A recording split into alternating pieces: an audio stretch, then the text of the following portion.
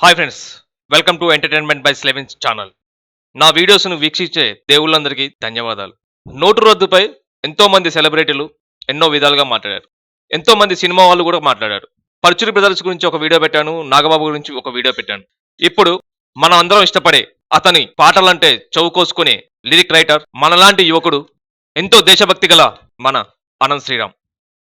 అతను మన గురించి, నోటు రద్దు గురించి, ప్రస్తుత పరిస్థితుల గురించి కొన్ని విషయాలు సోషల్ మీడియా ద్వారా మనతో పంచుకున్నాడు.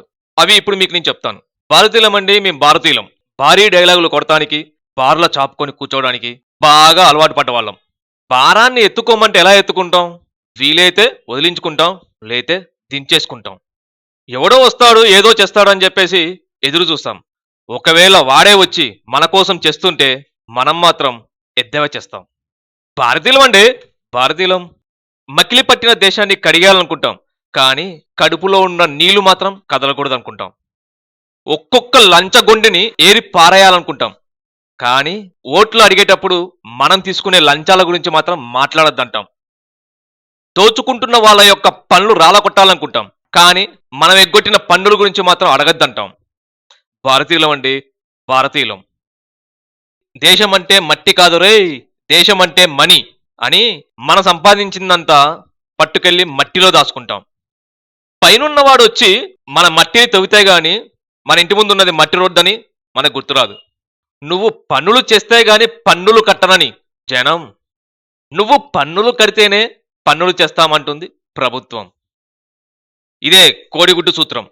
కోడిగుడ్డు అట్టేసుకోవడం ఆపం, అరే దేశం రా అంటే అగ్గాడి గుడ్డులే అనుకోవడం ఆపం.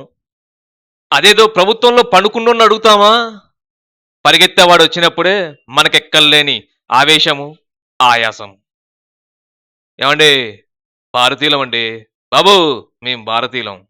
మన పెద్దోళ్ళు ఎన్నో కథలిచ్చారండి. అలాంటి ఎదవ కథలకి మన దగ్గర లోటు లేదు. ముసళ్ళను ఎల్లగొట్టామని, ఉన్న చేపలను ఎండబెట్టామని ఇలాంటి కథలు ఎన్నో చెప్పేస్తూ ఉంటాం. నీటిలో ఉన్న ముసలి ఏనుగునైనా చంపేస్తుందని, బయటికెళ్ళిన ముసలి కుక్క చేతుల్లోనే చచ్చిపోద్దని ఇలాంటి విషయాలు మాకు తెలియదా ఏంటి? మాటల్లో దొరికిపోతామని చెప్పేసి వాడం అంతే.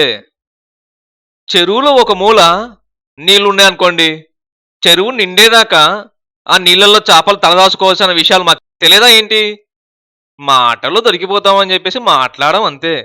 అయ్య బాబోయ్, మన ముసలోళ్ళు అనేసి ముసలి కన్నీరు కార్చేస్తూ ఉంటాం, కానీ మంచి నీళ్ళు కూడా ఇవ్వం మనం. ఎందుకంటే ఎందుకంటారంటండి, భారతీయులం, భారతీయులం అండి.